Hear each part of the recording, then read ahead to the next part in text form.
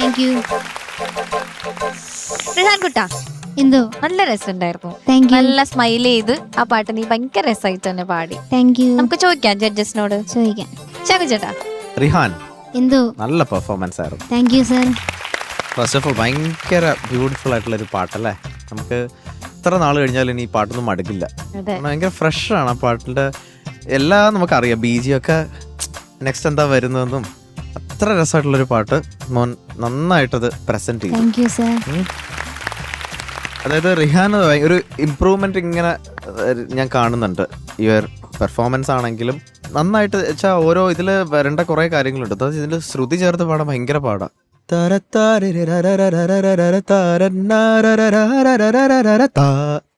ആ കറക്റ്റ് അവിടെ കിട്ടണം.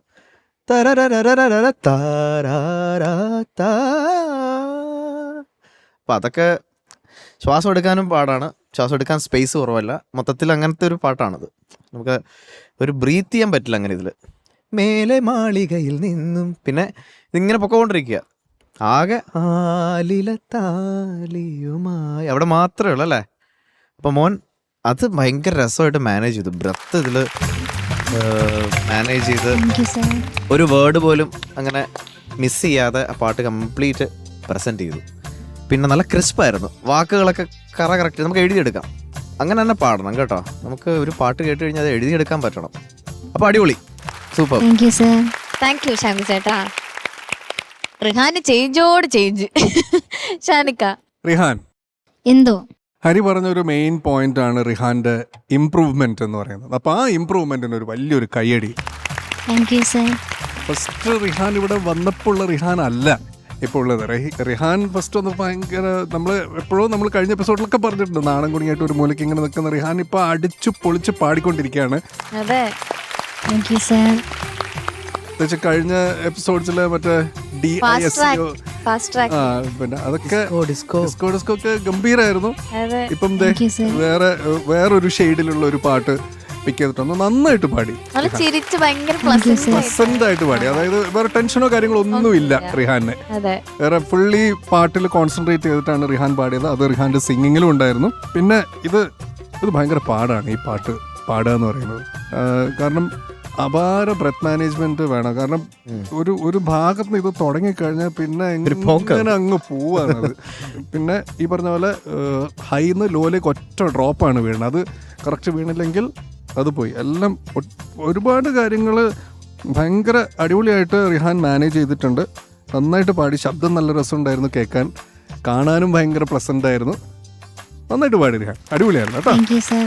Okay, super. താങ്ക് യു ഷാനിക്ക. ഹരി ചേട്ടാ, ഓ റിഹാൻ എന്തോ നന്നായി പാടിയോ?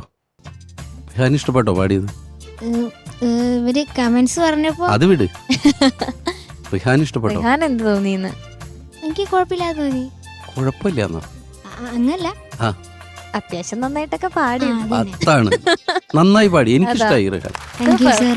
അത് മാത്രമല്ല MS ധോണിയൊക്കെ ഗ്രൗണ്ടിൽ നിൽക്കണ പോലെ മിസ്റ്റർ കൂളായിരുന്നു ത്രൂ ഔട്ട്. അതെ, ആ പെർഫോമൻസ് ത്രൂ ഔട്ട് നന്നായിട്ട് പാടി.